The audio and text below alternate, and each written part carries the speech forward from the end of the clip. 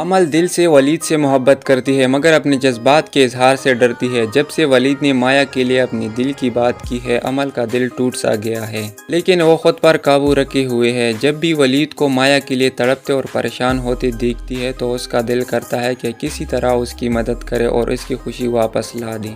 امل ولید سے کہتی ہے کہ ایک بار مایا سے مل کر صاف بات کرو، شاید کوئی راستہ نکل آئے۔ ولید پہلے تو انکار کرتا ہے لیکن امل کے بار بار اصرار پر وہ مایا سے ملنے کے لیے تیار ہو جاتا ہے۔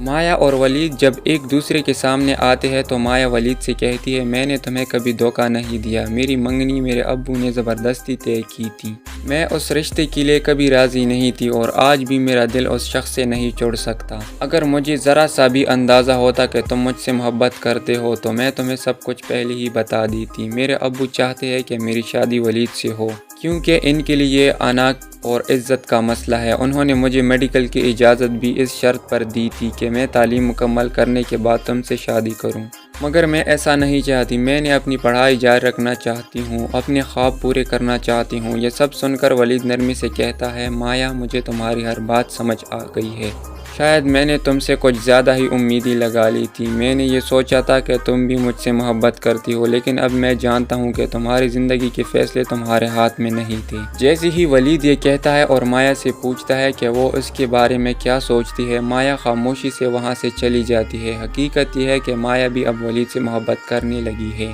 لیکن اپنے دل کی بات ولید کے سامنے نہیں لا سکتی۔ ادھر ولید کو اب یہ سمجھ آ چکا ہے کہ مایا اس سے شادی نہیں کرنا چاہتی، مگر وہ پھر بھی اس کے پیچھے پڑا رہتا ہے اور اسے تنگ کرنے کا کوئی موقع ہاتھ سے جانے نہیں دیتا۔ وہ یہاں تک کرتا ہے کہ مایا کے کالج کا پورا شیڈیول بھی حاصل کر لیتا ہے تاکہ اسے ہر وقت پتہ رہے کہ مایا کب اور کہاں ہوتی ہے۔ یہ کہانی اب جذبات، تکرار اور کشمکش کی نئی راہوں پر گامزن ہے اور ناظرین کے لیے آنے والی لمحات انتہائی دلچسپ ہونے والے ہیں۔